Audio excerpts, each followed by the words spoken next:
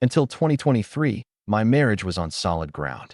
But then, my physical and mental health took a sharp decline. I lost interest in intimacy and couldn't explain it to my husband because I didn't understand why myself. Migraines started tormenting me almost daily, occurring 6 to 7 times a week and lasting between 6 to 12 hours. In addition, I was dealing with persistent bleeding issues. I also have several other serious health problems and am officially recognized as disabled. I withdrew into myself, thinking my husband wouldn't want to hear about my petty complaints. Household chores, including cooking dinner, became my husband's responsibility on top of his full-time job. When he asked if I could start cooking again, I tried for about 2 weeks, but then I had to stop. My migraines made it unbearable even to smell food, let alone eat it. Most days, I spent lying in bed, listening to audiobooks to distract myself from the pain. At the end of May, I had a needle biopsy of my thyroid, and the results were alarming, most likely cancerous. This sent me into an even deeper spiral. Then, just a few days later, I received a text from an angry man claiming that his wife was seeing my husband. This happened right when I found out I needed thyroid surgery. To say it was a terrible week would be an understatement. I immediately confronted my husband, and he admitted it was true. At first, I thought it was only an emotional affair, but he confessed that it had turned physical back in April when he went on a writer's retreat. It turned out that it was just him and her. I completely broke down, sobbing in his arms. This wasn't his first affair. I asked him to end the relationship and go to counseling with me, but he refused. He cared about her and didn't want to lose or hurt her. This was a crushing blow. At the time, I had been seeing a therapist, but she soon retired. A week before I found out about my thyroid, I started working with a new counselor. At my second session, I told her everything about the cancer and my husband's affair. We had just celebrated our 25th wedding anniversary before I found out. I started having serious suicidal thoughts and even developed a plan to overdose on one of my medications. My therapist urged me to get a lockbox for the medication and give the keys to my husband. He admitted that he still loved me, but he was no longer in love with me. Together with our 15-year-old son, we discussed the medication issue and decided that either my husband or our son would portion out my daily dose about an hour before I needed to take it. We didn't tell our son the real reason behind this decision to avoid worrying him. I was spiraling down fast. I stopped attending my water aerobics class and became a recluse. I didn't want to see or talk to anyone. It was hard for me to focus on conversations, so I lost interest in them altogether. I saw my counselor weekly and my psychiatrist, who prescribed my antidepressants and antipsychotics monthly. That period in my life is a blur.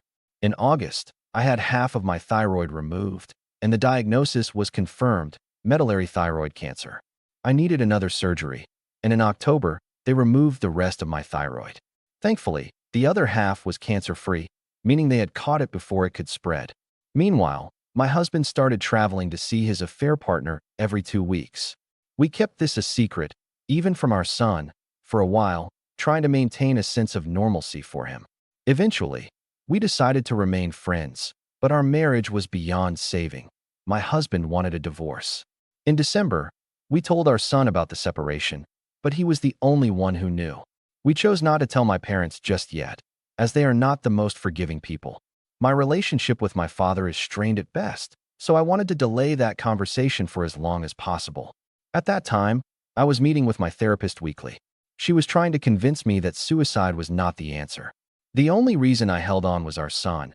I knew I didn't want to die because of him, but I couldn't find any other reasons to keep going. Everything around me was falling apart. In December, my husband moved into another room, and I was left sleeping alone. Almost every night, I cried myself to sleep. Our conversations were limited to his day and matters concerning our son, nothing more.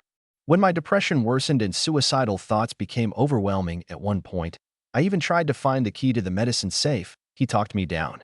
To this day, I don't know if that was a good or a bad thing. His affair partner lives 8 hours away, so every other weekend, he would drive to see her. She filed for divorce a week before they first met in person in April, and in her state, you have to be physically separated for a year before the divorce is finalized. Her ex-husband was a nightmare, constantly harassing both me and my husband with threats and insults. A year after I found out about the affair, May 24th, my husband told me he wanted to move in with her and needed to find a job in her city. I told him I couldn't bear to stay in our townhouse. It held too many painful memories.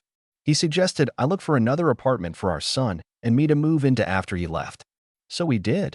In July, just before we moved into our new place, we had to put one of our cats down. Her health was deteriorating, and we didn't think she would survive the move. She could no longer walk or use the litter box on her own. Moving helped my mental state. I don't have as many panic attacks or episodes of psychosis, hearing voices that aren't there.